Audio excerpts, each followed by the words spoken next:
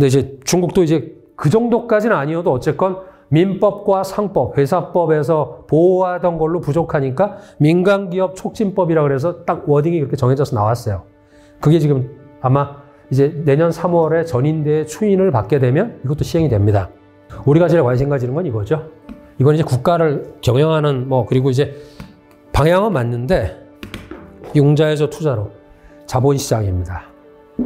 그래서 이런 큰 그림에서 보시면 이제 중국 자본시장에 보여야 되는데 지금까지 중국 자본시장이 주식시장이 어떤 모습이었나를 제가 보여드릴 거예요. 이게 일단 여러분들께서 투자를 하시거나 하시면 이걸로 보시면 됩니다. 안녕하세요. 반갑습니다. 네. 예. 여기서 인사드려야 되는데. 반갑습니다. 날 추운데 생각보다 많이 들어오셨어요. 별로 안 오실 줄 알았는데 또 상해에서 왔다고 아마 동년차 오신 것 같은데 예, 저는 신영관입니다. 그리고 지금 현재 이제 주로 상해에 지금 살고 있고요. 한 달에 한 번 정도 서울을 들어옵니다. 근데 이번에 저희 회사 쪽에서도 아마 동반자분들 이렇게 한번 뵙는 게 어떠냐 그래서 또 이번 좋은 기회를 마련했고 또 와주셔서 대단히 감사합니다. 그래서 오늘 제 소개는 그냥 요 정도로 하고요. 바로 본론으로 들어가는 걸로 하겠습니다. 예. 오늘 제가 이제 말씀드릴 부분이 지금 이제 중국에 대해서 관심들이 되게 많으실 것 같은데 최근에 변화가 되게 많아요. 근데 생각보다 조금 급격하게 진행되는 부분도 있고 또 느리게 되는 부분도 있고 그래서 아마 답답하시기도 하고 저도 그런데 한번 보시죠. 이게 지금 중국도 그렇고 우리나라도 그렇고 이거로부터 자유롭지는 않은 것 같아요.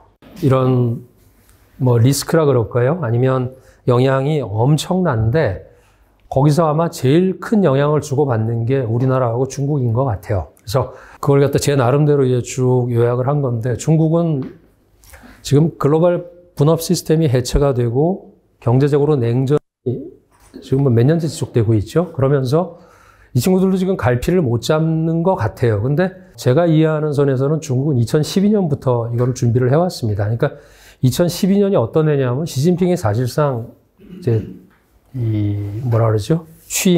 부임을 하는 그런 해였는데 이런 모든 것들에 대해서 중국은 지금 2012년, 13년 그때부터 이런 디커플링이라는 거에 대해서 아마 미국이 먼저 시작한 게 아니고 어떻게 보면 중국이 먼저 준비했다는 그런 좀 느낌도 있습니다. 그래서 지난 한 10몇 년 동안에 있었던 일은 미국은 이제 물가가 계속 올라갔죠. 그래서 인플레이션이 계속 지속이 됐고. 근데 중국은 그때부터도 사실 인플레이션은 없었던 나라 같아요. 그러니까 그 전엔 인플레이션이 굉장히 많았었는데 중국은 제조업이 막강하고 대국이다 보니까 사실 인플레이션이라는 거에 대해서는 지금 가정하기가 쉽진 않습니다. 물가가 올라간다? 오히려 물가가 떨어지는 거를 걱정해야 되는 그런 형국인데 왜냐하면 간단히 말씀드려서 수요가 있으면 예를 들어 수요가 100이 늘어나면 공급은 200, 300을 할 수 있는 나라이기 때문에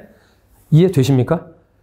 수요가 못 따라가는 거지 공급이 못 따라가는 나라는 아니에요. 그러니까 세계의 공급의 30% 이상을 차지하다 보니까 해외로 내보내는 거를 조금 줄여서 국내를 얼마든지 만족시킬 수 있는데 지금은 해외도 어느 정도 막혀가고 있고 국내에서도 수요는 생각보다 일어나지 않고 있는 그 문제가 지금 제일 큽니다. 그래서 여러 가지 문제 중에서 이건 어차피 지금 중국이 시작한 게 아니고 이것도 중국은 당하는 입장이라고 그들이 인식을 하고 있어요. 그리고 이런 얘기는 30년 전부터 계속 얘기가 나왔죠. 피크 차이나다 아니면 폭망론, 붕괴론. 근데 30년 내내 있었지만 너무 잘 아시는 것처럼 그 사이에 중국은 그때보다 강해지고 많아지고 커졌지 줄어들진 않았어요. 그게 아마 모르겠습니다. 이런 어떤 그 역설의 제재의 역설 내지는 이런 공급망이 파괴되면서 나타났던 그런 문제들일 텐데 그럼에도 불구하고 중국은 지금 여전히 뭔가를 하려고 하고 있는 이런 상황에서 그들이 인식하고 있는 게 뭐냐 하면 100년 만에 엄청난 그런 변혁의 시대가 왔다. 이게 이제 그들이 딱 정하고 있는 지금 현재의 이 환경에 대한 내부적인 정의입니다. 그래서 이거는 제가 정한 게 아니라 공산당 그리고 가장 정점에 있는 시진핑부터 해서 이 말은 그냥 입에 달고 살고 있어요.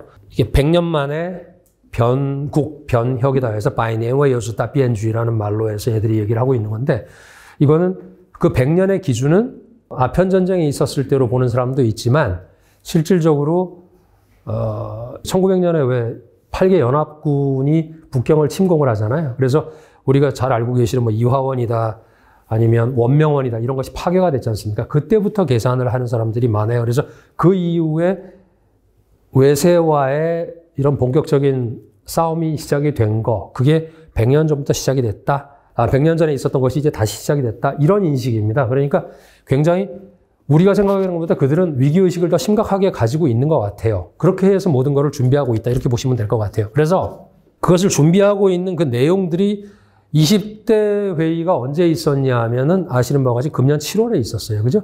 7월에 3중 전회가 있었죠. 그 3중 전회에 작년 2023년에 12월에 정해놓고 7월에 다시 3중 전회에서 그걸 확인을 했는데 이게 보시면 당대회에서 그런 내용들이지만 정책 기조는 역시 아까 말한 대로 이런 겁니다. 그런데 2018년부터 무역전쟁이 시작됐지만 실제로 준비했던 거는 2012년, 13년 전부터 이미 준비가 되고 있었다. 그러니까 쉽게 끝날 싸움 절대 아니라는 걸 제가 말씀드리는 겁니다. 그리고 뭘 가지고 하느냐? 민생과 금융위기와 완전히 떨어질 거를 준비를 해라. 그러니까 세 가지예요. 근데 세 가지가 일치합니다. 보세요. 민생이 우리가 지금 계속 얘기하잖아요. 내수 부양해라.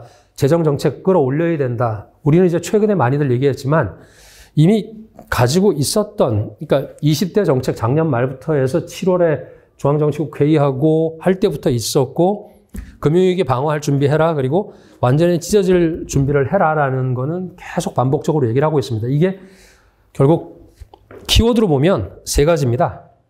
이건 굉장히 중요한 변화거든요. 민생이라는 게 사실 그 전에 있었던 거는 구호성이었지 국가 전략에 반영된 거는 가장 최근입니다. 그리고 옛날에는 발전이었어요. 왜냐하면 1년에 GDP가 8%에서 많게는 15%씩 성장을 하던 지난 40년 동안에 있었던 부분에서의 키워드나 중점은 발전이었거든요. 근데 안정과 발전을 병행을 한다는 건 뭐냐면 이런 시대에 대비를 하라는 게 이제 워딩이 들어가 있어요. 그래서 발전은 안전은 두 개가 같이 병행해서 갑니다. 그러니까 발전만 하자, 안전만 하자. 둘 다 해도 문제인데 지금은 같이 병행을 하고 있고 그거에 대한 구체적인 어떤 무기라 그럴까요? 아니면 기제를 갖다가 이제 이쪽에서 찾는 거지. 여기는 우리가 제일 관심 가지고 있는 모든 IT나 테크나 아니면 AI나 또 양자 컴퓨터 같이 모든 게 다 들어갑니다. 그래서 이런 틀로 중국을 보시면 트럼프가 올라왔기 때문에 뭔가 대응한다 이런 게 아니고요.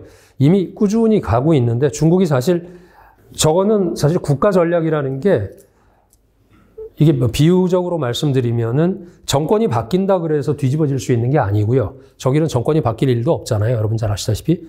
하지만 이번에 정권이 바뀌었다고 저는 보고 있습니다. 왜냐하면 시진핑이 생각을 바꾸는 것 자체가 저쪽에서는 정권이 바뀐 거나 마찬가지예요.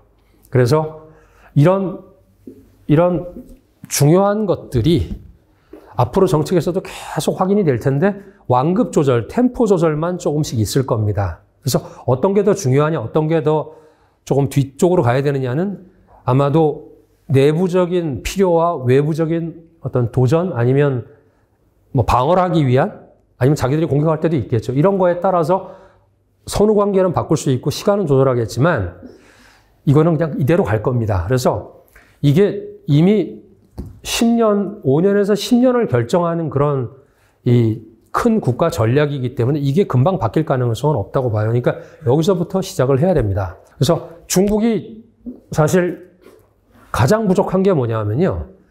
아까 앞에서도 민생 뭐 이런 말씀 드렸지만 중국에서 부족한 거는 지금 제가 볼 때 딱 하나만 꼽으라 그러면 저는 수요입니다. 수요. 그러니까 여러분도 아시고 저도 아는 바와 같이 중국의 아까 말씀드린 제조업의 역량이라든가 또는 인구라든가 모든 게 다 굉장히 경제적으로 큰 나라의 조건은 다 갖추고 있어요. 문제는 참 완벽한 나라는 없다시피 중국이 수요가 왜 없느냐고 따지고 들어가면 참 할 말이 많아요. 저도 근데 수요가 없다. 여기서부터 출발을 합니다. 여기서부터 출발합니다. 수요가 없다. 총수요가 부족하다. 지금 오늘도 계속 나오는 얘기가 이거예요. 총수요를 어떻게 끌어올릴 것이냐. 근데 없으면은 소비를 하면 돼. 그죠? 소비를 못 해요. 간단히. 그러면 소비가 부족이에요. 그러면 소비가 부족할 때 할 수 있는 거는 밖에 기댈래? 아니면 안에 기댈래? 밖에 기댈 수밖에 없었어요. 그래서 수출만 딛다 했던 겁니다. 제조업 풀어가지고 공장 짓고 그리고 근데도 또 수요가 부족해요. 그러면 일로 올 수밖에 없죠. 이게 이제 A, B로 나눠서 보면 있다, 없다. yes, no, yes, no로 갑니다. 없다. 그러면 투자로 해. 근데 투자도 이제 더 못 해먹겠어요. 그러면 수요가 없으니까 물건 안 팔리잖아요. 근데 공장은 무지 많아요. 그죠? 결국은 만드는 공장, 만드는 물건 또는 생성되는 서비스를 갖다가 소비할 소비 주체가 약합니다. 그걸 전제로 하고. 그래서 중국이 할 수 있는 거는 일로 가야 되느냐? 아니면 위쪽으로 가느냐? 이게 이제 제가 말하는 상중 하책 중에서 중국이 선택할 수 있는 거는 상책이 제일 이상적인데 상책은 못 해요. 하고 싶은데 못 하는 거예요. 하책은 하기 싫어요. 해서도 안 돼요. 그러다 보니까 지금까지 중간에서 왔다 갔다 했던 겁니다. 투자를 하면서 이 투자는 수출을 하기 위한 투자, 공장, 그죠? 공장 지어서 잡아 돌리면서 수출을 해서 가고 이게 지금까지의 30년에서 40년 발전 모델이었고 국내에 부족한 수요는 뭘로 메꿨냐? 우리 잘 알다시피 부동산 플러스 지방정부가 역할을 했던 거예요. 지방정부의 역할은 제가 누차 말씀드리지만 중국의 지방정부는 정부가 아닙니다. 그건 기업입니다. 그래서 걔들이 스스로 얘기하는 표현이 제도기업가예요. 지방정부는 기업가인데 제도적으로 기업으로서의 역할을 준 그게 지방정부입니다. 그렇다 보니까 지방정부도 KPI가 정해지고 그 KPI의 끝단에는 뭐가 있냐면 GDP고 GDP로 가기 위한 뷰티 컨테스트가 31개 성이 똑같이 하는 거예요. 그래서 거기서 잘한 놈은 중앙으로 가는 거고 못한 놈은 떨어지는 거고 성장이건 시장이건 현장이건 그죠? 그게 30년 동안 40년 동안 있었던 중국의 고속 성장에서 뺄 수 없는 팩터예요. 팩터. 그리고 지방정부가 돌리는 거는 자기 바운드리, 여기가 제 바운드리니까 이 바운드리 안에 있는 땅은 다 제가 팔 수 있어요. 그게 중국의 법이에요. 그게 바로 토지 출향이라는 거고 그 토지를 가지고 뭘 했느냐?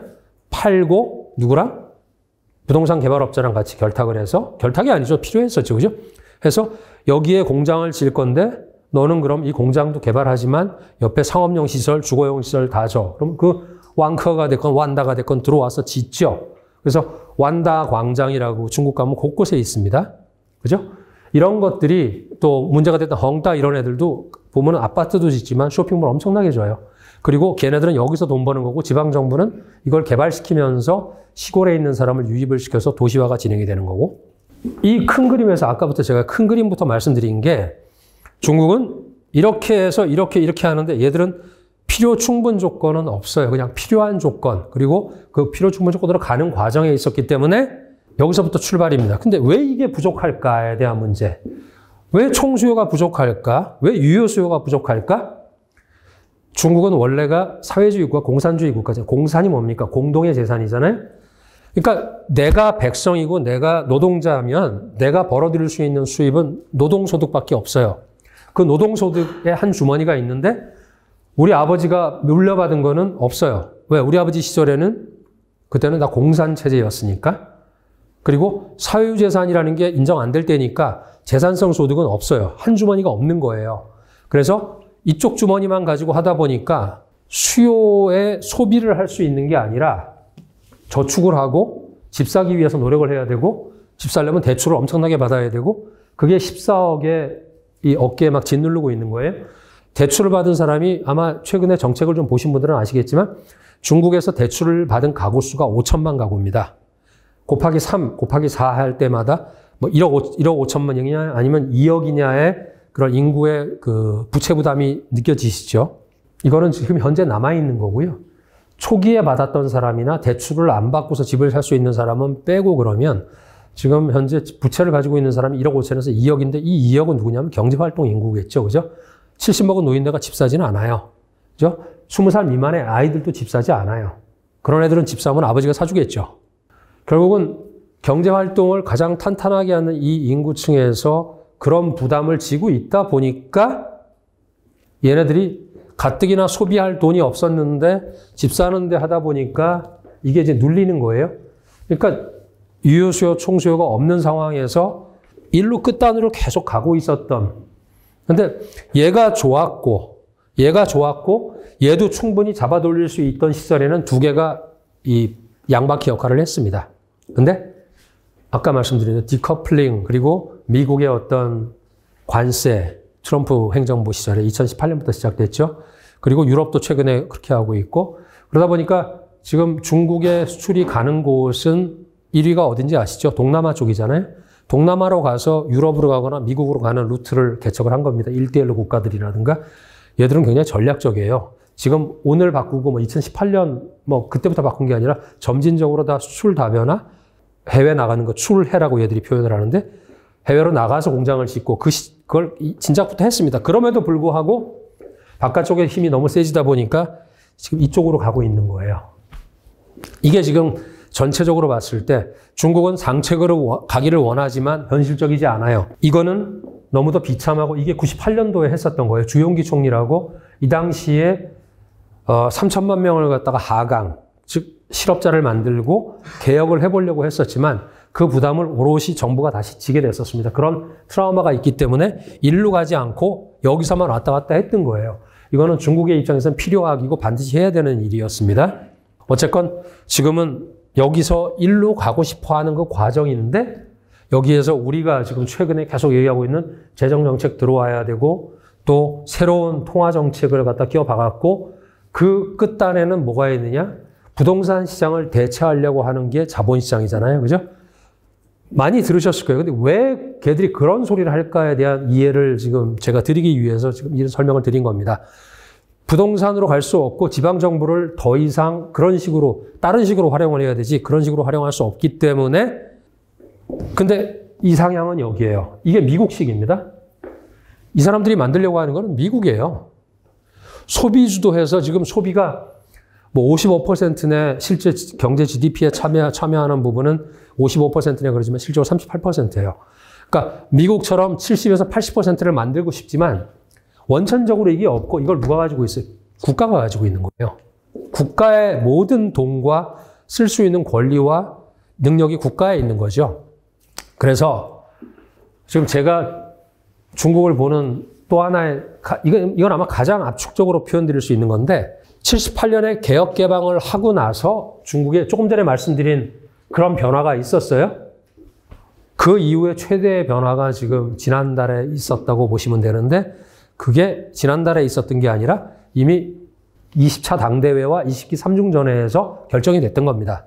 이게 이제 7월에 나왔던 중국식 현대화해서 이건 계속 나왔던 얘기지만 다시 한번 2035년까지 얘들 말로 고수준의 사회주의 시장 경제 하지만 이게 우리 입장에서는 거부감이 있을 수 있지만 한마디로 말하면 그때 되면은 완전히 중진국에서 선진국으로 가는 준비를 끝내자예요. 한마디로 말하면. 그리고 그 전에 2029년까지 우리가 결정해 놓은 이런 것들을 갖다가 개혁을 완료해라. 그리고 그 뒤에 6년 동안에 뭔가를 해서 2035년이 되면 2020년에 다 더블, GDP 더블, 인당 GDP per capita 더블 해서 2배로 가는 겁니다. 그러니까 쉽게 얘기해서 이때 $100가 안 되던 GDP per capita를 이때는 2020년에 10,000불 넘었거든요. 20,000불 가겠다는 겁니다. 될지 안 될지 모르겠어요. 근데 정해놓은 게 이거지 엄청나게 많은 워딩을 갖다가 했지만 한마디로 말하면 그때 돼서는 미국을 넘어섭니다. 얘들 계산대로면. 그러니까 2035년 되면 넘어서야 되는데 못 넘을 것 같아요, 사실은. 근데 따라는 갈 것 같아요. 그러니까 지금이 이제 한 65% 정도 되잖아요, 미국이. 제일 많았을 때가 73까지 갔으니까 미국이 100이면 중국이 73 GDP가 갔었는데 그거는 시장 가치죠. 이제 그 구매력 평가로 한 게 아니라. 그래서 이렇게 해서 이것만 보시면 돼요. 78년 이후에 시진핑이 장기 독재하면서 만들어 놓은 마스터 플랜이 2035년 2029년 이렇게 두 단계로 거쳐서 가겠다. 근데 이것도 수정이 된 거죠, 옛날보다는. 그래서 그거를 좀 정리를 하면 이거 보세요. 이게 지금 과거에 딱 지금 이제 여러분들께서 생각하시는 중국의 모습이에요. 공급 중심, 생산, 외수에 의존하고 지방정부 잡아돌리고 제조업에 의존하고 국유기업이 끌고 가고 대출받고. 그렇죠? 여기서 중요한 게 대출. 보세요. 제조업은 대출이잖아요. 국유기업 대출이죠. 지방정부 대출 받아야죠. 땅. 외수니까 얘들이 다 해가지고 아까 말씀드린 얘들이 섞어서 이거 끌어가려면 은행이 대출해줘야 돼요. 공급하니까 대출. 그림이 딱 클리어해지시죠? 지금은 20대에서 만들어 놓고 최근에 계속 나오고 있는 게 이쪽입니다. 소비로 가자. 그리고 이꼴 내수고. 이거 하려고 그러는데 얘는 이미 망가졌어요. 중국은 중앙집권입니다. 미국처럼 연방제가 아니에요. 러시아나 뭐 캐나다나 다 연방이잖아요. 인도도 연방이라면서요. 근데 얘들은 중앙집권이에요. 2600년 동안 단 한 번도 중앙집권을 내려놓은 나라가 아니에요. 항상 황제 중심의 중앙집권이었고 국민당 중심의 중앙집권이었고 지금은 공산당 중심의 중앙집권입니다. 얘가 못하니까 얘가 해야 돼요. 이거는 뭐 다른 얘기인데 94년 이전엔 얘가 훨씬 강했어요. 분세제. 근데 분세제부터 얘가 삥을 뜯기 시작해가지고 일로 돈 다 가져왔어요. 그러면서 얘는 강해지고 얘는 약해지는데 우는 소리 하니까 해준 게 그러면 땅은 네가 팔아먹어 해서 토지 출양금에 대해서 100% 소유권을 인정해 준 게 94년이에요. 그리고 98년부터 무슨 일이 일어났다? 부동산이 붐을 타기 시작했죠. 그렇게 해서 지금 우리가 보고 있는 중국이 만들어진 거예요. 당연히 소비니까 이거겠죠. 국유에서 그래서 민간기업 지금 민영기업 촉진법이라는 게 생겨났어요. 지금 드래프트가 나와 있는데 민간기업 촉진법이 이번 7월 달에 있었던 20기 3중전에서도 강조를 했고 그리고 한두 달 정도 있다 9월 달인가 이게 드래프트가 나왔어요. 무슨 얘기냐면 마윈 같은 일이 이제 없을 거라는 얘기입니다. 한마디로. 그죠? 국가가 개인, 미국도 되게 싫어하잖아요. 이런 거. 근데 이제 중국도 이제 그 정도까지는 아니어도 어쨌건 민법과 상법, 회사법에서 보호하던 걸로 부족하니까 민간기업 촉진법이라고 그래서 딱 워딩이 그렇게 정해져서 나왔어요. 그게 지금 아마 이제 내년 3월에 전인대의 추인을 받게 되면 이것도 시행이 됩니다. 우리가 제일 관심 가지는 건 이거죠. 이건 이제 국가를 경영하는 그리고 이제 방향은 맞는데 융자에서 투자로 자본시장입니다. 그래서 이런 큰 그림에서 보시면 이제 중국 자본시장에 보여야 되는데 지금까지 중국 자본시장이 주식시장이 어떤 모습이었나를 제가 보여드릴 거예요. 이게 일단 여러분들께서 투자를 하시거나 하시면 이걸로 보시면 됩니다. 그냥 1% 조금 넘는 것만 지금까지 투자자들이 놀았고 시장은 막 이렇게 많잖아요. 그죠? 5,300개 그래서 막 1판, 2판, 3판, 4판, 5판 이건 개판이라고 표현을 하는데 이렇게 됐고 이렇게 돼 있어요. 이거는 그냥 장외 시장이고 이게 이제 장내 시장인데 북경거래소까지 들어섰죠. BBA까지. 근데 이게 이제 2021년까지 정리된 국내 증권사가 정리를 했던 거를 제가 이거 참 좋은 아이디어다 그래서 제가 받아서 제 나름대로 다시 정리를 한 건데 이게 프리-IPO예요. 빨간 게. 우리가 가장 이상적으로 하는 이 J커브도 아니고 그냥 우상향하는 그런 리턴을 가져온 게 프리-IPO입니다. 세컨 IPO는 유무상 증자를 통해서 이제 대주주들이 많이 이것도 굉장히 낮긴 하지만 이게 이제 우리가 놀고 있는 이거예요, 이거. 이게 이제 지수고 이게 2005년이고 이게 2007년이고 이게 2015년이죠. 그리고 지금은 해서 이렇게 좀 올라와 있어요. 끝까지 안 그렸는데 바이 앤 셀 트레이딩을 하는 개인들은 지금까지 5% 벌었어요. 근데 5%라고 보시면 그럼 95%는 누가 먹었을까? 우리나라도 아마 이럴 거예요. IPO하고 나서는 중국에서는 원래 IPO 자체가 희소 가치가 있다 보니까 30일간 연달아 상한가 쳤었어요. 몇 년 전까지, 한 3년 전까지. 아시죠? 지금은 그렇지 않아요. 그러니까 발행가 밑으로 까지는 애들도 있고 발행가 위로 올라가서 한 닷새 열흘 상한가 치는 애들도 있어요. 근데 못 잡아요. 지금도. 올라가는 애들은. Anyway, 지금까지 5천조의 웰스 크리에이션이 있었는데, 5천조의 한국 돈입니다. 5,000개 주식 상장해서 5천조의 웰스 크리에이션이 발생을 했는데, 뭘로? 회사가 설립돼서 상장되고, 그리고 거래되기까지. 그러니까 개당 1조라고 보시면 되죠. 큰 회사는 뭐 더, 작은 회사는 조금. 그 돈의 95%를 얘들이 먹었다고요? 얘들은 누구냐? 잘 안 보이네. 창업자나 정부나 SI. 그러니까 창업자는 민간 기업의 창업자니까 예를 들어서 이렇게 나눠보시죠. 우리 여기 계신 분들께서 국유기업의 지방정부고요. 이분들은 그냥 개인 창업자세요. 그러면 이분들하고 이분들이 먹은 거예요. 그럼 저같이 개미 투자자는 이것만 먹었다고요.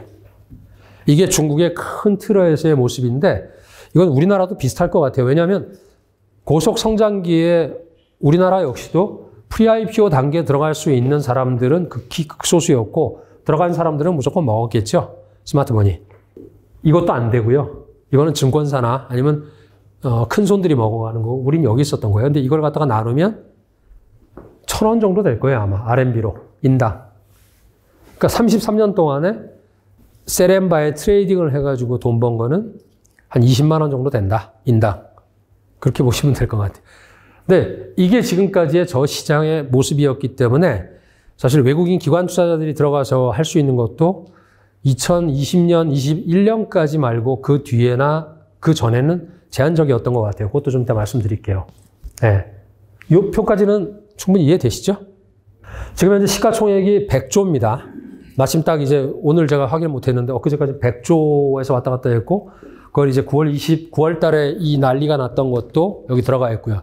어떻게 됐건 지금은 쭉 올라가서 100조가 되고 있고. 근데 지금 보시죠. 2001년부터 2024년까지 쭉 해서 시가총액은, 근데 이거는 뭐 회사 수가 많이 늘어났으니까 그런 것도 있고요. 투자자 구조, 일반 법인, 그리고 이거는 기관 투자자. 이게 개인입니다.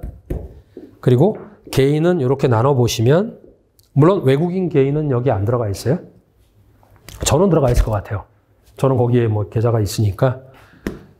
그 1,000만 RMB 그러면 20억 되죠, 지금 환율로? 그죠? 19억 5천만 원 정도 되나요? 근데 이 사람들이 개인의 절반 이상 차지하죠. 그죠? 10만 원은 뭐 요만큼밖에 안 되고요. 한 6, 7억에서 한 19억 사이는 3%. 그러니까 이걸 보시면 우리 한국의 코스피나 뭐 거래소는 제가 잘 모르겠는데 중국은 하여튼 이렇습니다. 이 개인들이 다 뭉쳐가지고 지금 법인 전문 투자자보다 조금 더 많아요. 근데 문제는 뭐냐면 55% 이게 비슷한데 55%는 거래 안 하죠. 왜냐면 이거는 삼성전자 뭐 회장 일가 뭐 이런 거예요. 창업자 일가. 요거는 공모펀드, 사모펀드 뭐 이런 뭐 전문 투자자겠죠. 근데 거래는 여기서 70%래요.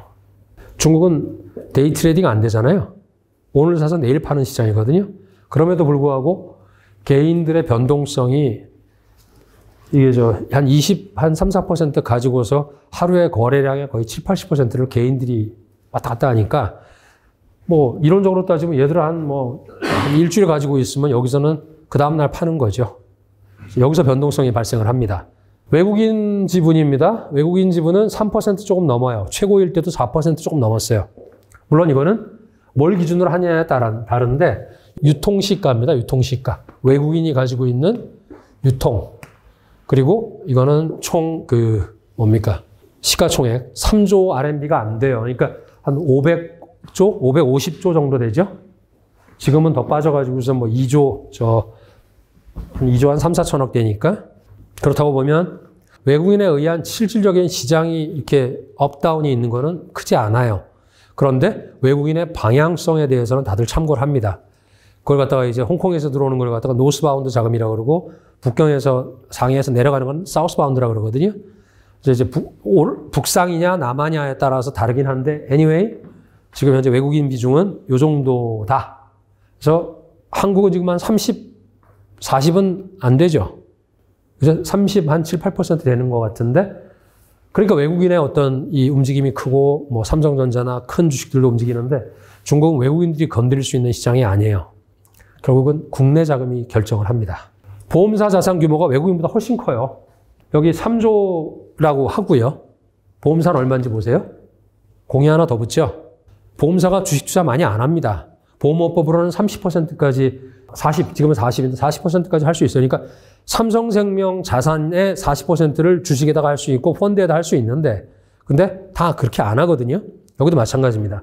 그럼에도 불구하고 그죠? 외국인보다 훨씬 커요. 그리고 빨간 거는 이제 그 비율이죠. 비율 12% 정도. 외국인은 3% 정도. ETF입니다. ETF가 엄청나게 중국에서도 마찬가지입니다. 이제 개별 주식 투자하는 것보다 ETF로 하라라는 거에 대해서 계속 계도를 하고 감독기관도 얘기를 하다 보니까 2014년만 해도 ETF는 이렇게 돼 있었어요. 근데 확실히 2020년 들어오면서부터는 급격하게 늘더니 최근에 9월 달에 보세요. 우리 그 924 정책 나오고 나서 이렇게 됐습니다. 그러니까 개수는 딱 1000개예요. 뭐 엊그제 몇 개 더 나왔는지 모르겠는데 중국의 ETF는 지금 딱 1000개입니다. 그냥 999개까지 제가 받고 1000개 넘는 거는 들었는데 1000개가 가지고 있는 게 지금 한 4조 원이 넘죠. 그러니까 외국인보다 ETF가 훨씬 더 많다. 2배 정도 된다. 여기는 뭐 외국인 자금도 들어와 있긴 하겠죠. 근데 국내 운용사들이 운영을 하는 거니까 왜냐? 중국에서 운용사가 지금 140개가 넘는데 외국계가 지금 6개 들어와 있어요. 블랙락하고 피델러티하고. 근데 걔네들이 ETF 하나도 발행 못했어요. 외국계 운용사 중에 제일 큰 블랙락, 피델러티, 슈로더 몇 개 있어요. 6개, 7개가 지금 운영을 하고 있는데 걔들은 지금 주식형 요만큼, 채권형 요만큼 가지고 운영을 하기 때문에 존재감이 전혀 없어요. 전혀 없어요. 여기에 투자자문사보다 못합니다. 공모펀드가 쫙 올라오면서, 왜냐면 제가 기관의 현황을 좀 알려달라는 말씀을 갖다 많이 들어가지고 오늘 한번 쭉 리뷰를 하는 겁니다. 기관? 쫙 해서 지금 현재 이제, 그러니까 이게 공모펀드가 제일 크죠. 공모펀드가 지금 현재 중국 주시장에서 참여하는 비중이 한 10%가 이제 넘어가죠. 신용거래 뭐 아시지만 요거 재밌었어요. 2015년에 주식 폭락할 때죠. 그죠? 5천 넘어갔다가 폭락할 때인데 신용 올라갈 때는 쫙 이렇게 이제 그 신용거래 발생하다가 떨어질 때는 거의 뭐 수익 낙하를 하면서 이렇게 떨어져요. 근데 얼마 전에도 이제 많은 분들이 관심 가졌던 게 지금 어느 정도의 과열이냐라고 할 때 제가 요걸로 설명드렸었는데 이게 10월 16일 날, 17일 날 뺐던 건데 요거하고 이렇게 보시면 이때 뭐 절반 정도, 이때 이제 2조 한 신용을 받은 게 2조 한 3천억 정도 받았는데 지금은 제가 오늘 아까 확인하니까 1조 8천억 RMB예요. 그러니까 1조 8천억이면 한 350조 정도 되죠? 한국 돈으로. 이때는 시장 사이즈는 지금보다 절반도 안 될 때인데 신용거래는 지금의 두 배는 아니고 한 30, 40% 더 많았죠. 그러니까 이때가 얼마나 과열이었는지 여러분 아실 거예요. 그러니까 이때 얘기를 제가 말씀드리면 진짜 그 주식 투자 찻집이라는 게 있었어요. 거기를 가면 입장권을 받아요. 이렇게 티켓을 받고 차 한 잔 주고 여기 전광판에 쫙 이렇게 시세 나오는 게 있는데 왜냐하면 시골에 계신 분들은 주식을 모르니까 그냥 우리 옛날에 투전판처럼 와가지고서 돈 10만 원 가지고 와가지고서 하면 10만 원 가지고 개설할 수도 있지만 찻집 주인이 뭘 하겠어요. 모아가지고 불법 펀드를 한 겁니다. 그게 2015년에 주식을 이렇게 만든 거예요. 그러니까 그걸 보면 중국의 어떤 리스크에 대한 그리고 뭐 리걸 측면에서나 아니면 뭐 도덕적인 모럴 차원에서 없어요. 그러니까 몰라서 그래요. 시골에 있는 사람들 아니면 3선도시, 5선도시 이런 사람들은 그냥 돈 번다 그러면 다 들어와. 그 시절이었어요. 그래서 그때 이제 감독기관도 사실 감독기관이 우리나라랑은 차원이 달라요. 우리는 금감원 여기 딱 하나 있고 별로 지방 없거든요. 중국은 지금 곳곳에 그 감독국이라는 게 있어요. 거기서 커버가 안 됩니다. 5,000명 가까운 감독 직원들이 근무를 하는데 14억을 커버를 못하는 현실적인 건 이해를 하셔야 돼요. 그러다 보니까 이런 일 미친 짓이 발생을 했던 거고 이거에 학습 효과가 있어서 지금 현재 신용은 확실히 이렇게 과거처럼 그런 폭락이라든가 이런 거는 저는 별로 없을 거라고 봐요. 그러니까 시장의 어떤 순수한 행위 말고 이렇게 그리고 또 외부 배자라 그래서 자금이 배분이 되면서 증권사에서도 그걸 갖다가 알고 모르게 해서 계좌를 열어줬어요. 계좌가 아니고 그 접속 코드를 열어줘가지고 한마디로 그냥 극단적으로 얘기하면 찻집에서 증권사로 바로 거래가 주문이 가게끔 그것도 공식 제대로 되는 어카운트를 오픈한 게 아니라 뒷구멍을 타고 들어와가지고 하다 보니까 어디서 누가 뭘 했는지 잡히지도 않았던 시절이에요. 어쨌건 그 시절에 비해서 이번에 급격하게 올라갔다고 하지만 이거는 1조 5천억에서 한 하루 이틀 사이에 한 1조 6천억, 7천억 올라간 거예요. RMB로. 그러니까 뭐 감내 가능한 수준이고 지금도 1조 8천억이니까 과열이라고 그렇게 또 개인들이 신용을 타고 들어와가지고서 막 레버리지 일으켜가지고서 깡통 계좌가 발생하고 이럴 일은 없습니다. 아직은. 그게 이제 좀 전에 말씀드린 신용거래 잔고인데 요게 지금 이거는 뭐 이제 뭐죠? 스탁 보로어 랜딩에서 이건 스탁이고 이게 이제 돈이에요. 돈을 빌린 건데 요 정도 그냥 쭉 가고 있고 그랬다가 이제 10월 달에는 요게 쭉 내려왔죠. 근데 이게 하루 거래량에서 신용거래가 차지하는 비율입니다. 하루 거래에서 제일 높았을 때가 거래량에서 11%가 신용이 발생을 해서 거래가 됐고 지금은 8, 9% 정도. 그러니까 이게 이제 평상시 수준이니까 뭐 그렇게 보시면 돼요. 근데 누가 안다? 신용거래는 돈 빌려서 신용 대차 열고 거래하는 거는 전부 개인이에요. 기관은 막았어요. 진작에 막았어요. 그래서 기관들이 지금 신용거래 하는 거는 사모펀드밖에 없습니다. 이 해치펀드들, 조그만 것들. 걔네들만 하는데 걔들을 제외하고는 공모펀드나 아니면 대형 그런 보험사들이 신용거래를 못하기 때문에 중국의 신용거래는 다 개인이라고 보시면 돼요. 거의 다. 중국 시장의 특성을 제가 저 영상에서도 한번 했었는데 다 설명을 못 드려가지고 TIP is ABCD 그래서 TIP is ABCD인데 이게 아까 말씀드린 T 플러스 제로가 아니고 우리는 데이 트레이딩이 가니까 T 플러스 제로예요. 얘들은 T 플러스 1이니까 그 다음날 팔아야 되고 그 다음 사서 그 다음날 또 근데 뭐 오늘 판 거는 오늘 바로 살 수 있어요. 근데 산 거는 오늘 못 판다는 얘기예요. 투자자 구조 아까 말씀드렸죠. 개인들 위주다. 이거는 뭐 100번 말씀드려도 뭐 100번 들으셨을 거예요. 팔러시 드리븐 마켓이다. 정책이 결정을 한다. 그래서 정책을 안 보는 거는 죽음이다. IPO가 과거에 400개 이상 됐었는데 이거는 대주들이 캐싱아웃 하는데 아주 좋죠. 돈 빼는데 좋은데 지금은 IPO가 다 막혔어요. 숏텀 트레이딩 이거는 뭐 얘랑 비슷하고요. 액추얼 컨트롤러 이게 뭐냐면 실질 지배 대주주 우리로 말하면 대주주예요. 이게 진짜 중국 시장의 문제입니다. 아까 국유기업은 여기이시고 개인 기업들 예를 들어서 과창판이나 창업판이나 이런 새로운 시장 심천에 있는 거는 다 이쪽이에요. 그렇다고 보면 그냥 간단히 말씀드리면 1,500개 중에서 1,400개가 국유기업이고요. 4,000개가 민영기업이에요.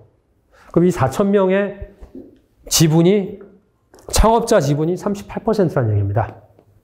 실질 지배 대주주, 컨트롤 할 수 있는 사람이 가지고 있는 게 40%인데 이 40%가 하는 짓거리가 이제 가관도 아니에요. 그 정도 설명드리고 넘어갈게요. 바이백 그리고 딜리스팅 이 두 가지가 미국 시장하고 제가 볼 때 제일 다른 거예요. 바이백 안 해요. 기존에 안 했어요. 그리고 딜리스팅 없었어요. 딜리스팅이 미국에서는 상장 폐지가 여러 가지입니다. M&A 때문에 상장 폐지가 되거나 아니면 사기 쳐가지고 재무적인 조작을 통해서 강제 상폐가 되거나 그 두 개가 제일 많을 텐데 어쨌건 미국은 14,000 몇백 개가 상장 폐지가 됐어요. 중국은 280개가 상장 폐지됐어요. 지난 33년 동안. 무슨 얘기냐면 IPO 되기만 하면 상장 폐지될 일이 없어요. 그러면 이게 들어오면 그냥 이너서클이잖아요. 그럼 이 이너서클에 못 들어오는 사람들이 800명이 줄 서가지고 IPO를 기다리고 있어요. 기업가들이. 그러면 저는 이 껍데기 가지고 장사할 수 있거든요. 회사 경영 안 해도 되고 요 상장 이걸 뭐라 그래요? 백도어 리스팅이라고 그러잖아요. 우회 상장하는. 그러면 오케이. 선생님이 상장을 하고 싶어요. 저는 상장회사 껍데기만 가지고 있어요. 얼마 줄래요? 과거에 이 껍데기 가격이 50억 RMB, 40억 RMB 이랬어요. 과거라는 게 몇 년 전입니다. 2017년, 18년, 19년 이럴 때. 저는 아무것도 안 하고 지금까지 주식 다 빼먹고 유통시장에서 다 팔아먹고 그냥 이 상장회사만 가지고 있으면 누군가는 800명인데 하루에 옛날에 그때는 하루가 아니고 1년에 한 100개, 200개 상장할 때거든요. 3년 기다려야 돼요. 상장하려고 그러면. 기술이 아무리 좋아도. 그러니까 줄 서 있는 사람들이 저를 찾아와서 협상을 해요. 그럼 저는 내골 붙여버리는 거예요. 지 팔듯이. 그랬던 시절이에요. 그래서 이들의 행위가 팔아먹는 것도 있지만 회사 자체를 넘기는 그런 것들 때문에 굉장히 문제가 많았고, 바이백은 최근에 개선이 된 거 조금 이따 말씀드릴게요. 그래서 디리스팅, 그리고 폐쇄된 시장이다. 승인을 받지 않으면 못 들어간다. 그래서 이 9개의 특성이 있는데 이걸 왜 설명드리냐? 지금 다 변하고 있어요. 다 바뀌고 있어요. 싸그리다. 이거 지금 T0 만든다는 얘기가 지금 계속 나와요. 루머입니다. 인베스터 스트럭처 아까 보셨지만 변화가 있죠. 원래는 이 개인 비중이 훨씬 더 높았고 거래도 높았는데 지금은 70% 떨어지고 있어요. 과거엔 90% 이랬어요. 트레이딩이 87% 떨어지고 있고, 이거는 뭐 어쩔 수 없어요. IPO 지금 안 해요. 그래서 금년에 아마 한 20개 상장했을 거예요. 20분의 1로 떨어졌고. 왜냐면 IPO 하다 보니까 이게 쓰레기가 다 같이 올라와. 등록제잖아요. 얘들 지금 규제하고 있고, 바이백 하라고 한 결과가 지금 나왔죠. 그리고 클로즈드 마켓은 점점 오픈하겠다고 하지만 이거는 뭐 보시죠. 딜리스팅 앞으로 이제 여기서 우리의 투자 기회도 많이 나올 것 같아요. 아까 말씀드린 대로 IPO가 왜 문제였냐? 처음에 10년 동안 1000개 올라왔어요. 2000개 올라오는데 11년, 거의 10년에 1000개 올라왔는데 그 뒤에 보세요. 6년 만에 3000개 됐고 4년 만에 4000개 됐고 2년 만에 5000개 만들었어요. 여기에 쓰레기가 많아요. 이게 민영기업 아까 말씀드린 4000개가 올라오는데, 이 민영기업의 기업가들이 뭐다? 정부로부터 눈치 보고 마윈도 그러는데 나라고 별거 있겠어? 팔려고 하는 거예요. 어떻게? 유통시장에서 팔고 껍데기 팔고, 그런 행위들이 기업에 집중을 안 하다 보니까. 근데 대주주가 감자한 현황 한번 보세요. IPO하는 금액보다 대주주 감자가 훨씬 더 많아요. 그러니까 주가가 좋을 리가 없었어요. 지금까지. 이 현상들이 작년 하반기까지 딱 있다가 금년에 법으로 딱 감독 규정으로 딱 해서 막아서 지금은 대주주가 우회 감자하고 그런 부분이 제가 볼 땐 거의 일단락이 됐어요. 왜냐하면 올라가 있는 CSRC의 주석이 이런 거에 도튼 사람이에요. 그 전에 그 주석들은 다 은행장 출신이거든요. 은행에서 대출해 주시는 분들이 CSRC 주석 갔다가 그 다음에 뭐 PBOC 그 행장으로 가거나 아니면 뭐 장관으로 가거나 이런 식이니까. 그래서 뭐 이것도 뭐 위에랑 똑같은 거니까 설명 안 드리고 넘어가겠습니다. A주주 배당 현황 보시죠. 배당이 지난 30년 동안에 배당액 보시면 빨간 게 금융화하고 석유화학을 뺀 거예요. 그러니까 이 빼고 나면은 얘들 요 정도밖에 안 돼요. 근데 이제 합쳐가지고서 얼마냐? 그러니까 우리가 알고 있는 은행, 그 CSR 300의 전체 주식들의 배당, 평균 배당률이 3.4%예요. CSR 300에. 굉장히 높은 거예요. 은행들은 막 아시겠지만 홍콩에 있는 거는 뭐 6, 7%, 5, 6%씩 받아요. 그러니까 고배당이 있는데 그것도 이제 이 은행들이나 석유화학, 그러니까 우리가 그 뭐 세통 석유라 그러잖아요. 삼통유라 그래가지고 페트로차이나하고 중국 석유, 중국 석화 얘들이요. 중국 해양 그 공사죠. 걔들 빼고 나면은 실제로 배당이 별로 없었어요. 근데 쭉쭉 늘어난 게 2017년, 18년, 19년 해가지고 지금 금년에도 한 2조 5천억에서 3조 될 것 같아요.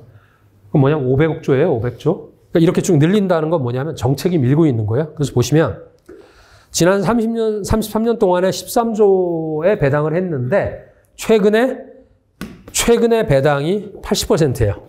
근데 이거는 계속 간다는 얘기입니다. 계속 가고 뭐 이익이 지금 이제 지금까지 누적이죠. 금년 3분기까지 A주가 이익 난 게 4조 4천억이에요. 전체 5,300개 주식이. 한 4조 4천억이니까 연말 되면 한 6조는 넘을 것 같아요. 전체적으로 한 6조에서 한 7조 되면. 근데 물론 이 6, 7조의 순이익이 지금까지 4년 동안 내리 이랬어요. 아까 말했죠. 뭡니까? 디플레이션하고 가격전이 펼쳐지다 보니까 이익이 이게 요만큼 나는 거예요. 비용 줄이는 데서 이익이 올라가는 거지 매출액이 안 늘어났어요. 지난 4년 동안에 A주는. 그래서 누적이 이런 거니까 지난 30년 동안 누적이니까 나눠보세요. 1년에 한 1점 몇 조 이렇게 보시면 되는데 그것도 당연한 게 그때는 주식이 몇 개 없었고 지금은 주식이 많으니까 뒷단이 훨씬 늘어나겠죠. 어쨌건 배당 늘어나고 있고 그리고 아까 앞에서 이 IPO 찍어 누르고 있고 이제 쓰레기 정리하고 들어가자는 거고 그리고 대주주들 못 팔게 하고 있고 또 하나가 가장 미국하고 큰 차이가 바이백이 없어요. 자사주를 매입하는 게 없다고 보시면 돼요. 근데 지금 이것도 제도를 바꿨어요. 바이백 해라예요. 얼마 전에 나온 정책 아시죠? 바이백 9월 24일 날 나온 거 중에서 제일 서프라이즈가 있었던 게 바이백 하는 거 나라에서 돈 줄 테니까 바이백 해였잖아요. 그죠? 그게 지금 현재 3천억이에요. 그리고 금융기관들이 스왑 퍼실러티라고 해서 야, 네가 주식 살려 그러면 국가에서 돈 줄게 해서 5천억 RMB 그러니까 5천억 RMB니까 얼마야? 100조죠. 그리고 이 3천억 RMB니까 60조죠. 이걸 갖다가 준비하고 있고 지금 한도를 갖다 점점 조절해가고 있어요. 그걸 가지고 바이백을 하는 회사들이 늘어나고 있고 거기에 자기 돈 보태서 또 바이백을 해요. 미국이 주가 상승한 게 이렇다 그러면 애플이고 뭐고 다 M7이고 뭐고 다 그렇다 그러면 중국도 그러니까 스타디를 갖다가 미국이 싫고 다 그렇지만 일본보다 훨씬 더 적극적으로 미국을 스타디를 해서 실제로 이거를 시장에서 실험을 하고 적용을 하고 있어요. 그 전까지 버전은 어떠냐 하면 S&P의 디비던드하고 바이백이 전체가 한 1조 5천억 달러 정도 되는데, 그죠? 그 중에서 미국은 바이백이 84%. 거의 다 바이백이에요. 자사주 매입해서 소각. 자사주 매입 이꼬르 소각. 그죠? 소각을 해야지 주주 가치가 올라가잖아요? 근데 중국은 그나마 자사주 매입을 해서 소각을 한 게 아니라 우리 사주로 줬어요. 그럼 우리 사주 받은 임원들이나 이런 친구들은 그 락업 풀리면 팔아버리잖아요. 항상 물량 부담이 있는 거예요. 근데 그렇게 돼 있고 CSI 300의 디비던드 바이백의 규모는 겨우 이게 달러네요. 네. 2천억. 그렇죠. 바이백하고 저기 배당 포함해서니까. 근데 바이백만 보면은 80억 불이었어요. 엄청난 차이죠. 그죠? 게임이 안 되는 거예요. 원래 퀄러티나 에이주의 어떤 IPO 속도나 그리고 딜리스팅도 안 하고 상장 폐지도 안 하는데 바이백도 안 하죠. 디비던드는 최근에 많이 조금 했었죠. 그러니까 결국은 순수하게 회사의 그런 실적이라든가 아니면 스토리텔링 가지고서 투자를 했었던 거예요. 그래서 외국인 저희들이 이제 거기서 현지 직원들하고 운영을 하고 이럴 때도 스타일 시프트가 굉장히 빨라요. 그러니까 소비주 하다가 바로 그냥 배당주 갔다가 그다음에 IPO 개념주로 갔다가 그다음에 테크주로 갔다가 근데 그러다 보니까 장기 투자가 어려운 시장이 맞아요.